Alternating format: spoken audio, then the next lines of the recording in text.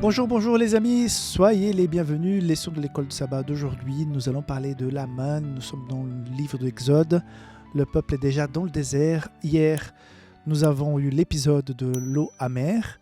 Et aujourd'hui, donc, marin. Aujourd'hui, donc, il est question de la manne. Cette leçon d'aujourd'hui, elle est assez importante dans l'ensemble de leçons que nous avons cette semaine, puisqu'il est question de faire confiance à Dieu dans les choses matérielles, mais aussi de faire confiance à Dieu dans ce pacte, cette alliance que nous avons avec lui qui est représentée par l'observance du sabbat. Nous allons voir ça ensemble. Le verset qui m'attriste le plus dans cette histoire, c'est justement Exode 16, versets 2 et 3, qui disent « Et toute l'assemblée des enfants d'Israël murmura dans le désert contre Moïse et Aaron. » Bien sûr, tout de suite, ils vont focaliser sur ce qu'ils voient, ce qu'ils touchent. Les gens qui sont là, comme j'ai déjà dit dans l'introduction, ils oublient régulièrement que Dieu est derrière tout ça. Mais ils vont se focaliser à chaque fois dans la personne de Moïse et d'Aaron. Les enfants d'Israël leur dirent, et ça c'est triste d'entendre, mais en même temps, on peut un petit peu comprendre qu'ils étaient en phase d'apprentissage.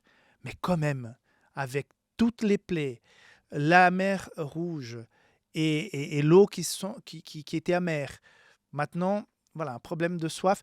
D'ailleurs, j'ai oublié dans la leçon d'hier de commenter que de la même manière qu'ils ont commencé dans le désert avec un miracle où l'eau sera utilisée, de la même manière, Jésus, après le désert, va faire un premier miracle qui est dans un mariage, changer aussi l'eau, faisant en sorte qu'elle soit appréciée. Ainsi comme cette eau que Moïse, avec bien sûr les instructions de Dieu, va aussi changer pour qu'elle puisse devenir buvable. Donc voilà, un petit clin d'œil. Par contre, ici, il est question de faim. Mais ce qu'ils vont dire ici, pour justifier, pour se plaindre, c'est un coup bas, je dirais. Que ne sommes-nous morts par la main de l'Éternel dans le pays d'Égypte, quand nous étions assis près des pots de viande, quand nous mangions du pain de satiété, car vous nous avez menés dans ce désert pour faire mourir de faim toute cette multitude. C'est-à-dire qu'ils sont en train de dire « Oh, si on va mourir de toute façon, il aurait fallu mourir avec la viande en Égypte. » J'ai déjà remarqué à plusieurs reprises que la nourriture est un point essentiel. J'ai déjà lu dans les histoires, j'ai accompagné certaines choses plutôt contemporaines. Quand il y a des dictateurs, des gens qui contrôlent les autres, il y a un pouvoir qui peut s'établir sur les personnes jusqu'au moment où les gens n'ont plus quoi mettre sur la table.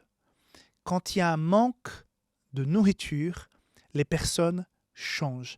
Cette peur, ce besoin de manger pour pouvoir garder sa survie, ça nous dépasse tous quand ça devient une situation critique, essentielle. Nous sommes tous cordiaux, éduqués, polis, mais mettons-nous dans une situation, dans un salon, et dans ce salon qui soit fermé et qu'il y ait très peu de nourriture. Et rapidement, nous verrions une tension monter au fur et à mesure que les heures passent pour organiser la nourriture, pour la rationner, pour faire en sorte que ça puisse durer un maximum. Mais après, quand il n'y aurait plus de nourriture, comment faire? Les choses pourraient changer très rapidement. Des gens tout à fait polis, aimables et tout ça pourraient radicalement changer parce qu'il n'y a pas à manger. La survie est en jeu. Donc c'est pour ça qu'il y a cette déclaration si violente de la part de ces gens qui veulent même peut-être, qui imaginent peut-être qu'il aurait fallu mieux mourir avec la viande en Égypte que de mourir dans le désert. Par contre, Dieu avait donné plusieurs signes et Dieu était, encore une fois, à chaque fois qu'il murmurait, il y avait à chaque instant une manifestation divine qui se présentaient. Donc Dieu va les envoyer, donc la manne. Cette manne qui va tomber tous les matins du dimanche au vendredi matin. Cette manne qui était une espèce de pâte fraîche qui pourrait être utilisée pour faire des pains et des gâteaux qui avaient tous les nutriments nécessaires pour pouvoir vivre dans le désert. J'ai déjà lu et entendu beaucoup de choses. On pourrait parler longuement sur l'importance et sur comment était cette manne pour qu'elle puisse tenir autant de monde pendant aussi longtemps dans le désert en bonne santé.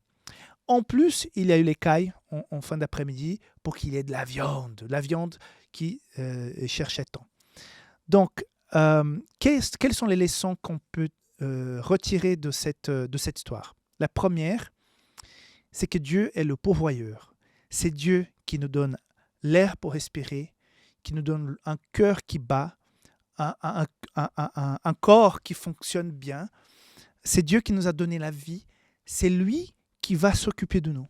C'est lui qui s'occupe de tous nos besoins. On achète des choses dans le supermarché, mais on oublie que toutes ces choses, pratiquement toutes ces choses qu'on achète dans le supermarché, ce sont des produits de la nature qui ont été transformés, préparés, pré-cuits, emballés pour notre bien, pour qu'on puisse manger. Mais tout ça, c'est un miracle. Quand on achète du riz, le riz, il a poussé à la suite d'une sémence qui est morte pour donner la vie à une plante. Et cette plante, au lieu de donner une graine de maïs, donne des centaines de graines de maïs. C'est un miracle. Toute la nourriture qu'on mange, toutes les choses qu'on utilise pour s'assier à notre faim, vient de la part de Dieu. Enfin, à la fin, tout vient de la main de Dieu. Deuxième enseignement, qui est très important, c'est que Dieu va, avec la manne, nous enseigner une leçon très importante concernant le sabbat. Le sabbat, c'est un jour différent, à part. Donc, quand j'étudie la Bible avec des personnes qui commencent à apprendre sur le sabbat, l'une des histoires que j'utilise le plus, c'est celle de la manne. Du dimanche au vendredi, on sortait, on prenait suffisamment pour la journée, pour sa famille, mais le vendredi, miraculeusement, on pouvait doubler la mise, prendre 2 fois plus, et ça ne pourrissait pas le lendemain. Donc, quel message extraordinaire. Je peux imaginer qu'au fur et à mesure du temps, ces gens se sont habitués, mais quand même, ça a dû les graver, les marquer profondément le fait que le sabbat, effectivement, c'était un jour à part. Moi, personnellement, je ne fais jamais mes courses le sabbat. Je pense que le jour de sabbat, même si c'est pour de la nourriture, on doit la prévoir avant. Parce que c'est un jour différent, c'est un jour pour passer avec la famille, pour aller à l'église, pour partager avec les personnes qui sont dans la souffrance, qui sont en recherche de la parole de Dieu. Ce n'est pas un jour pour aller régler ses affaires, des choses personnelles. D'ailleurs, Ésaïe nous dit que ce jour-là, ce n'est pas pour chercher nos propres intérêts. C'est un jour pour chercher les intérêts du Seigneur. Par contre, si quelqu'un a faim, ça ne me gêne pas du tout d'aller acheter quelque chose si je n'ai pas à portée de main pour que cette personne puisse avoir sa faim saciée parce que, voilà, c'est une question importante, vitale. Mais voilà, le sabbat, c'est un jour de délice, c'est un jour à part, différent. Et cette histoire de la manne, de la leçon d'aujourd'hui, que je vous laisse vraiment étudier plus à fond, nous rappelle que ce jour-là, ce n'est pas un jour anodin. Et c'est d'ailleurs pourquoi aujourd'hui, depuis des années, je suis adventiste parce que je crois profondément que le sabbat, c'est un signe spécial d'alliance. Et je vois que toute ma vie a complètement changé depuis que j'ai commencé à observer le sabbat. Ça a donné un rythme, une structure.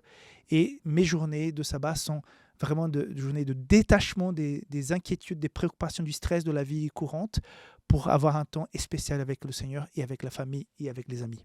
Voilà, que Dieu te bénisse. On se voit demain pour la suite de ces 4 histoires de la leçon de cette semaine. Bye bye.